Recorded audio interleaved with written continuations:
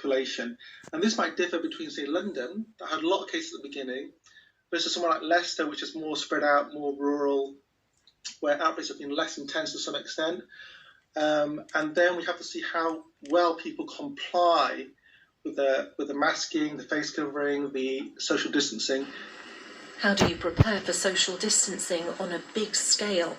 At this shopping centre in Sutton-in-Ashfield, a small number of essential shops have been open. Others look like they've been frozen in time. Mother's Day and Easter things still in their windows.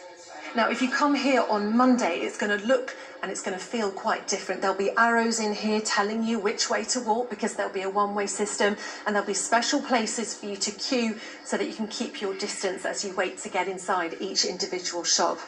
Now, it's really eerie to be in a shopping centre with hardly anybody in it. And if you come here to the middle, this is the cafe, which is normally the heart and soul of the centre, but it's completely silent. The management's worked out that it can safely have 500 people inside at one time. Arriving at that number has been a challenge. Layout of the centre is pretty complex in that it's not just a straight square. So we've got to measure every mile, the central square, take into account the obstructions that we've got, remove those from the equation, then calculate how many people we can allow in and still ensure that social distancing is adhered to and everybody's got a safe space to shop in.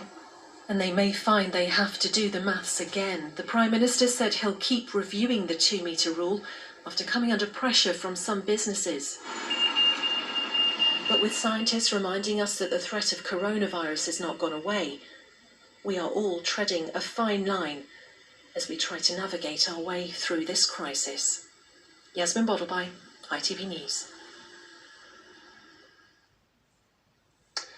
The fathers of 2 murdered police constables have taken part in a ceremony to mark the start of work on a £4.5 million memorial.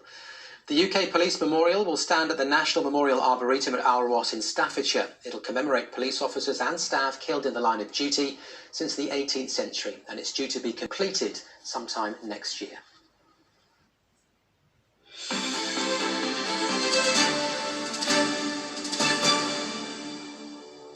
Let's get some more news for the Midlands now. And the family of a black father found dead in a police cell want to know how and why he died.